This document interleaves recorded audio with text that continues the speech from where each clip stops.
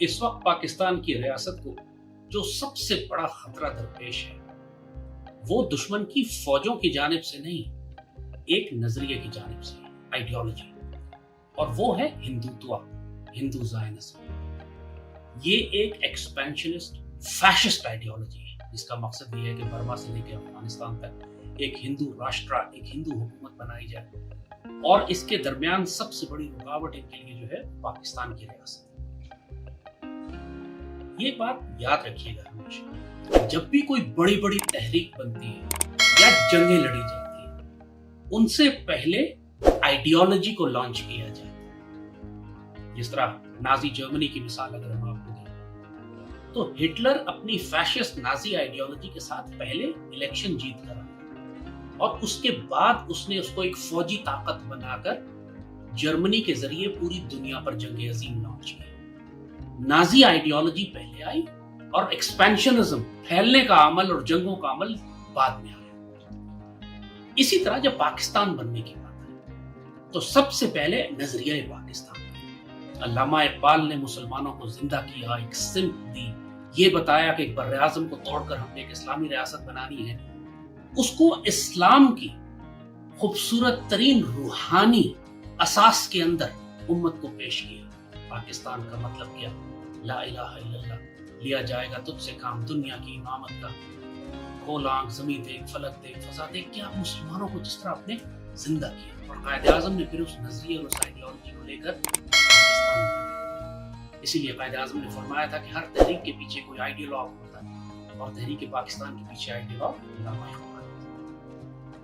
اسی طرح جب آپ نے پاکستان بنانے کے لیے پہلے نظریہ ہے، پھر پاکستان بنایا۔ اب یہی بات آپ کو سمجھنے کی ضرورت ہے کہ جب ایک ایکسپینشنسٹ ریلیجس ایکسٹریمسٹ آئیڈیالوجی آپ کے مقابلے پر آ رہی ہے تو اس کا مقابلہ کرنے کے لیے صرف آپ کو فوجیں لے کر نہیں آنا، آپ نے ایک کاؤنٹر نیریٹو بھی بلڈ کرنا ہے، آپ نے ایک نظریہ بھی بلڈ کرنا ہے۔ پاکستان میں حالیہ جنگوں کی مثال آپ کو دیتے ہیں کہ جب ٹی ٹی پی کے خوارج نے پاکستان کے خلاف جنگ مسلط کی، آپ کو معلوم ہے کہ سوات کا علاقہ خالی کرنا پڑا، ٹرائبل ایریاز ہمارے ہاتھ سے نکل گئے، پورے پاکستان میں دہشت گردی، پاکستان آرمی جنگ نہیں کر پا رہی تھی ٹی ٹی پی کے خلاف، ہم علاقے چھوڑتے جا رہے تھے، سوات ہمارے ہاتھ سے نکل گیا، ٹرائبل ایریاز نکل گئے، بڑے بڑے علاقے ہمارے کنٹرول سے نکل چکے تھے، اس حد تک کہ جی ایچ کیو کے اوپر آفیسرز یونیفارم پہن کے نہیں جا سکتے تھے، کیونکہ جی ایچ کیو کے گیٹ پہ لیفٹیننٹ جنرل مشتاق نے ایک سرجن جنرل کو شہید کر دیا۔ جی ایچ کیو پر حملے ہوئے، I S I head quarters پر حملے ہوئے، ایکچولی پاکستان جنگ ہار چکا تھا۔ جب آفیسر یونیفارم پہن کے جی ایچ کیو میں نہ جا سکیں تو اس کے بعد کیا رہ جاتا؟ یہ جنگ ہم اس لیے ہار رہے تھے کہ دشمنوں کا بیانیہ زیادہ مضبوط تھا، ان کا نیریٹو زیادہ اسٹرانگ تھا، وہ اپنے آپ کو مجاہد کہتے تھے، پاکستان کو کافر ریاست کہتے تھے۔ اور جب یہ فیصلہ کیا گیا 2007 میں، جنرل پاشا نے، آئی ایس آئی کے ڈائریکٹر جنرل تھے، دلیر اور غیرتمند آفیسر، اور جو ماشاءاللہ ان کی کنٹریبیوشن ہے پاکستان کے بہت کم لوگ جانتے ہیں، ان کے ساتھ براس ٹیکس کا ایک اسٹریٹجک الائنس ہوا تھا۔ اس وقت یہ فیصلہ کیا گیا تھا کہ ہندو زائنزم جو انڈیا میں اٹھ رہا ہے اس کو روکنے کے لیے، اور خوارج کو اور ٹی ٹی پی کو روکنے کے لیے پاک اسلام اور قرآن کی بنیاد پر ایک ریلیجس کاؤنٹر نیریٹو بلڈ کیا جائے۔ ہمارا بیانیہ ہماری روحانی اساس کے اندر، پاکستان کی بنیاد اسلام پر، ہم جو بھی بیانیہ بنائیں گے اس کی جڑیں اسلام اور قرآن و سنت میں۔ تو یہ فیصلہ اس وقت کیا گیا، اور آپ جو لوگ تاریخ یاد رکھتے ہیں ان کو معلوم ہے کہ اس وقت 2008 میں ہم نے ہندو زائنزم پر پروگرام کیے تھے۔ مودی کو تو لوگوں نے آپ دیکھا، یہ جو ہندوتوا کی آئیڈیالوجی تو لوگوں کو اب پتہ چل رہی ہے۔ 2007-8 میں کسی نے ان کا نام بھی نہیں سنا، لیکن براس ٹیکس ٹیلی ویژن پر سیریس کر کے ہم نے ہندوتوا آئیڈیالوجی کو ایکسپوز کیا، ہندو زائنزم کی اصطلاح بھی میری دی ہوئی تھی، اور دوسری جانب ہم نے خوارج، ٹی ٹی پی کے خلاف خوارج کا تصور بلڈ کیا، سیدی رسول اللہ کی حدیث نکالی، اس سے ثابت کیا کہ یہ اسلام کے مجاہد نہیں بلکہ جہنم کے کتے ہیں۔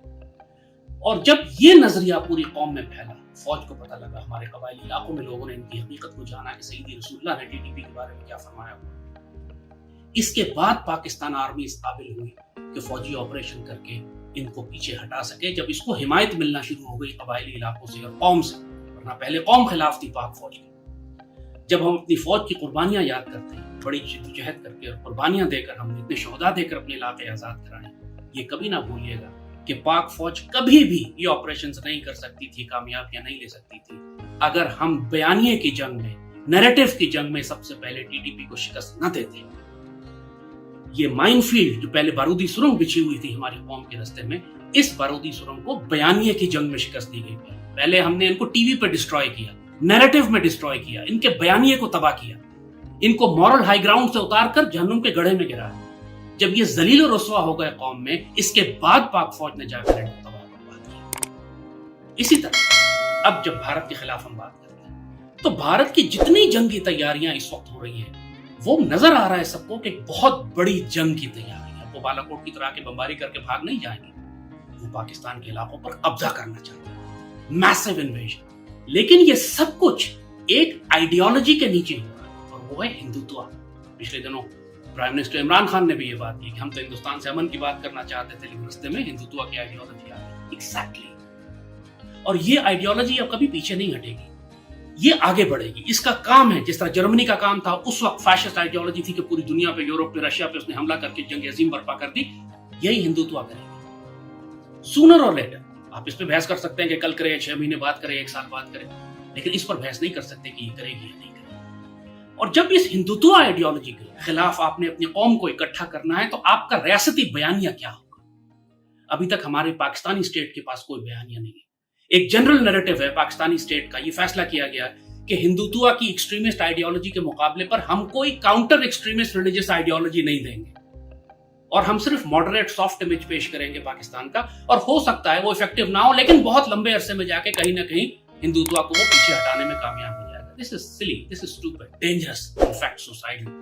ممکن نہیں ہے. جب تک آپ ہندوتوا کے مقابلے پر ایک مضبوط اسلامی بیانیہ جو کہ ہمارے دین میں جس کی بنیادیں ہیں اس کو لے کر نہیں اٹھیں گے, آپ ہندوتوا کا مقابلہ نہیں کر سکتے, اپنی قوم کو اکٹھے نہیں کر سکتے. ہماری پاکستانی ریاست, ہمارے سارے صوبوں کا مزاج, ان کی ثقافت, ان کی تہذیب, سب کچھ الگ ہے. ہمیں کیا چیز جوڑ کے رکھتی ہے؟ اسلام. ہم نے اسلام کی بنیاد پر یہ ملک بنایا تھا, اور اسی لیے جب تک کہ غزوہ ہند کی ڈاکٹرن ہماری نیشنل سیکیورٹی ڈاکٹرن نہیں بنتی, آپ ہندوتوا کا مقابلہ نہیں کر سکتے. پاکستانی ریاست ابھی بھی غزوہ ہند کا نام استعمال کرتے شرماتی ہے, جبکہ ہندوتوا کی ریاست نہیں شرما رہے. مودی اور اس کے سارے وزیر, اس کے جنرل, اس کی ریاست, وہ تو کھل کے بات کر رہے ہیں ہندوتوا آئیڈیالوجی. ہم کیوں شرما رہے ہیں اپنے دین کو استعمال کرتے ہیں, ڈپلوائے کرتے ہیں؟ جو حکم ہے, جس کی بشارت ہے, جو ہمارے لیے اسپرچل اسٹرینتھ ہے, ہماری روحانی طاقت ہے, یہی بات اب بیان کرنے کی ہے کہ یہی وہ آئیڈیالوجی. اس وقت ہم صوبائیت میں تقسیم ہوں گے, قومیت میں, لسانیت میں, فرقہ واریت میں. ہمیں جو چیز اکٹھی کرے گی وہ ہمارا دشمن کرے گا, اور دشمن کے خلاف ہمیں ایک بیانیہ تیار کرنا ہے جو ہم سب کے لیے قابل قبول ہو, قرآن و سنت کی بنیاد پہ, سیدی رسول اللہ کی احادیث کے مطابق, اور ہماری ملٹری ڈاکٹرن. صدیوں تک اسلامی سلطنتوں نے اسی طرح کیا, جتنے چاہے وہ امید ہوں, چاہے عباسی ہوں, اس کے بعد عثمانی ہوں, سب نے اپنی ملٹری ڈاکٹرن سیدی رسول اللہ کی اس حدیث شریف پہ بنائی تھی کہ قسطنطنیہ لازماً فتح ہو جائے گا, جو امیر اس کو فتح کرے گا وہ جنتی ہوگا, جو فوج کرے گا جنتی ہوگا. تو پاکستان کیوں اپنی ملٹری ڈاکٹرن غزوہ ہند کی حدیث میں نہیں بنا؟ ہمارا سروائیول اسی پہ. آج ہم انکار بھی کرتے رہیں تو کل جب یہ ہندوتوا ہمارے گھروں میں داخل ہو جائے گا, اس وقت مجبوراً ہم غزوہ ہند کی بات کریں گے. تو کیوں مار کھا کر, ذلیل ہو کر, اپنے علاقے دشمن کے ہاتھ میں دے کر پھر غزوہ ہند کی بات کرنی ہے؟ ابھی کیوں نہیں کرتے؟ قوم کو اکٹھا کیوں نہیں کرتے؟ یہی ہمارا, اور یہ اتنا پاورفل سائیکولوجیکل ویپن ہے ہمارے ہاتھ میں کہ جب ہندو سنتا ہے, ہندو زائنسٹ جب یہ سنتے ہیں غزوہ ہند کی بات, ان کی ٹانگیں کانپ جاتی ہیں, ان کے وجود کے پسینے چھوٹ جاتے ہیں, اس لیے کہ ہسٹری کا بیگیج ہے ان کے. ان کو پتا ہے کہ 1000 سال مسلمان مغرب سے آتے رہے اور دہلی پہ قبضہ کرتے رہے, 1000 سال کی غلامی ہے. بہت سخت خوف ہے ان کو اس بات کا کہ مغرب سے کوئی اور فوج دوبارہ نہ آ جائے اور آ کر پانی پت میں ان کو شکست دے اور دہلی پر قبضہ کر لے. بہت شدید خوف ہے, اور یہ خوف بڑھ جاتا ہے جب آپ غزوہ ہند کی بات کرتے ہیں. نفسیاتی طور پر اپنے دشمن کو پہلے شکست دینے کے لیے غزوہ ہند کی ڈاکٹرن کو آپ کو بڑا ایگریسولی پروموٹ کرنا ہے, ریاست کو بھی, فوج کو بھی, قوم کو بھی, میڈیا کو. اور یہ وہ ڈاکٹرن ہے جو قوم کو متحد بھی کرے گی, آپ کو ایک پرپس دے گی. آپ ایک نیشنلسٹ لائن پہ یا سب نیشنلسٹ لائن پہ دشمن سے جنگ نہیں کریں گے. کوئی سافٹ نیریٹو بلڈ کرنے کی ضرورت نہیں ہے, پاسبلٹی نہیں ہے کہ آپ ایک سافٹ نیریٹو بلڈ کر کے ہندوتوا کی ہارڈ لائنر آئیڈیالوجی کا مقابلہ کر سکیں. اور پھر جب قوم کو یہ متحد کرے گی تو پھر یہی وہ وقت ہوگا کہ جب آپ دشمن کا مقابلہ کر سکیں. جس طرح آپ جنگی تیاریاں کر رہے ہیں, جب دشمن ٹینک لے کر آتا ہے تو آپ اس کے مقابلے پر ٹینک لاتے ہیں. دشمن ایٹمی ہتھیار بناتا ہے تو آپ اس کے مقابلے پر ایٹمی ہتھیار بناتے ہیں. جب دشمن ایک مذہبی ایک ریڈیکل فیشسٹ آئیڈیالوجی کے ساتھ آ رہا ہے تو آپ اس کے مقابلے پہ ایک مضبوط فارم اسلامی نظریہ اور بیانیہ لے کر آتے ہیں. جبھی آپ اس کے مقابلے پر کھڑے ہو سکتے ہیں اور قوم کو متحد کرتے ہیں. پاکستان کے حکمرانوں کو، وزیر اعظم کو، سپہ سالار کو میری نصیحت ہے کہ وقت ضائع نہ کریں، اپنی قوم کو غزوہ ہند کے لیے تیار کریں. کسی ایک کو، یہ پاکستان کی جو ریاست ہے بذات خود ایک، ان کے اندر بہت سے لوگ ہیں جن کو اسلام کی اصطلاحوں سے چڑھ ہے، وہ آپ کو روکیں گے.